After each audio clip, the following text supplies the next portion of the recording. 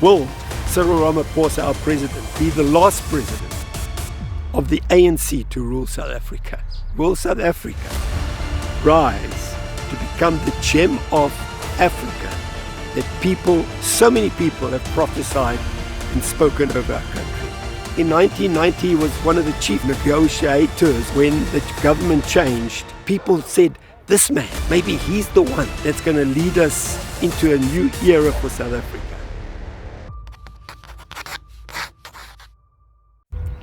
Well, good morning and welcome to Timeout this morning. My name is Jack Vint. I trust where you are that you're taking some time out of your busy schedule. Thank you for joining me. Now, the question people have been asking, perhaps you've asked this question: will Cyril Ramaphosa, our president, be the last president of the ANC to rule South Africa? And the second question is, will South Africa rise to become the gem of Africa that so many people have prophesied and spoken over our country? And I want to ask you, please don't go away. I want to say something important about that in a moment. Now, I need to say something about Cyril Ramaphosa, our president. You know, when he was in his final years at high school, he was the leader of the student Christian movement. And from what I hear, he was a fervent Christian. And you may say, what happened to him as a leader? Because you see, God sometimes uses leaders. And I'm going to say something about a timeline that God gives us. And every prophecy has a timeline. And every prophecy has an expiry date. And so I'll share that in a moment. And then, you know, in 1990, he was one of the chief negotiators, I should say, when the government changed. And he was also there when the Constitution was written. So he was a prominent figure. And then he disappeared from politics. And the story I heard is they threatened him because he was not going to be Nelson Mandela's successor. And he went into business, and they opened him with wide arms. They gave him shares. There was a lot of money opportunities, and Cyril Ramaphosa became a wealthy man for whatever reasons. And he was enjoying his business life. And then they lured him back into politics I think in 2000, early 2000s somewhere.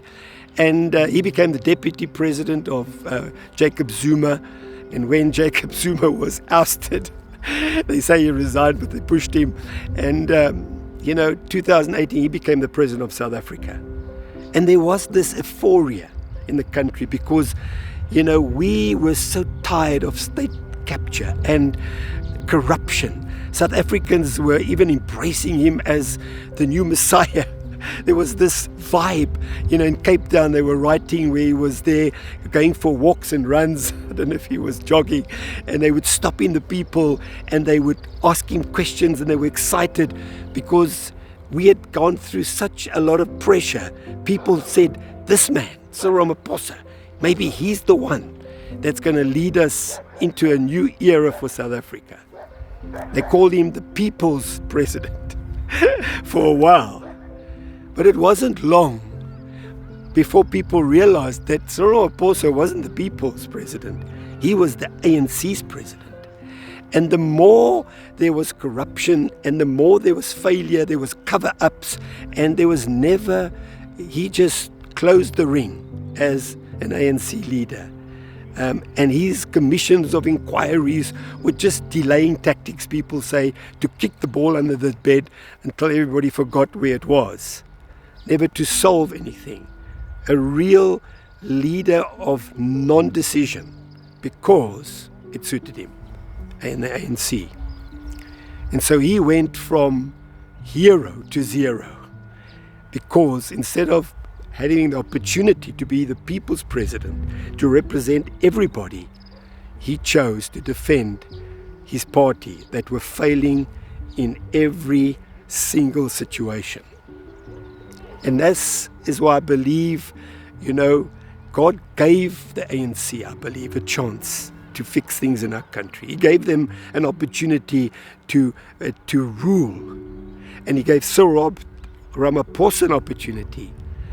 But like all things that God allows, there's a timeline to a prophetic word, and God just gives us that timeline. It's an opportunity. When it starts, it's going to finish. But in that timeline, He's not approving of you. He's simply saying, I'm giving you a chance, Jack. It's His time of grace and mercy. But remember, with every prophetic word is an expiry date, a date when that timeline, that grace ends. And then there's two things that can happen. There can be a reward for obedience or a judgment for failure to listen. And I believe that's exactly what's happened in our country now with our present government and a man called Cyril Ramaphosa that did not take the opportunity, what they had, to do what they could have done. Now, I was asking and thinking about this question.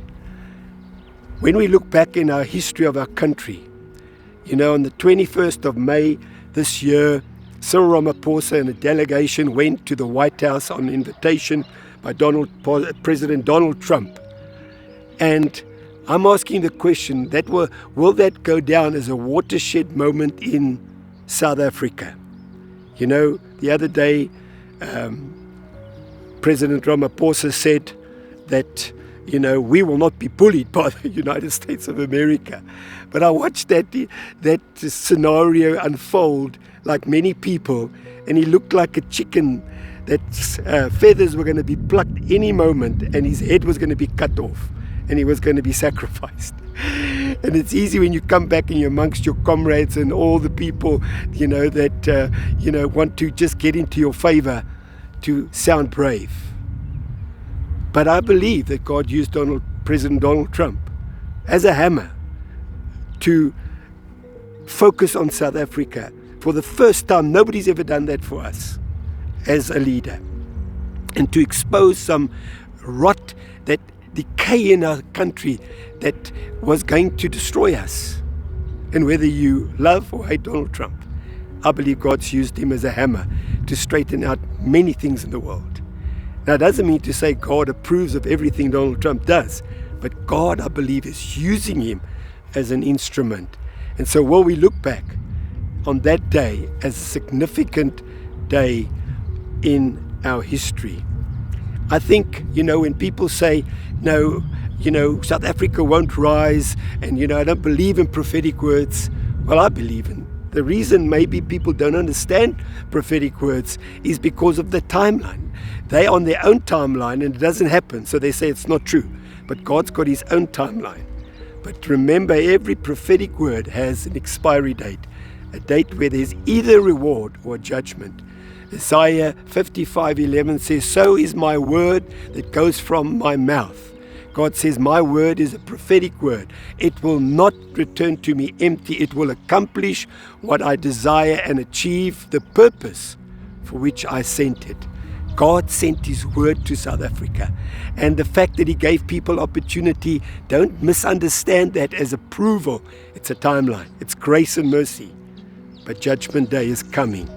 And so I want to encourage you. I believe that South Africa is going to be the gem of Africa. Not because of politicians, but because God gave his word and it will not return void. And I want to encourage you to be part of that word. Speak that word, even when you don't feel like it. Speak that word, because when we speak what God has said in his word, we become prophetic. When we speak what we hear the world is saying, we sound pathetic. And so I ask you, choose to be prophetic. My name is Jack Vint. You've been watching Timeout. Thank you for your support. I'll catch you in the comments.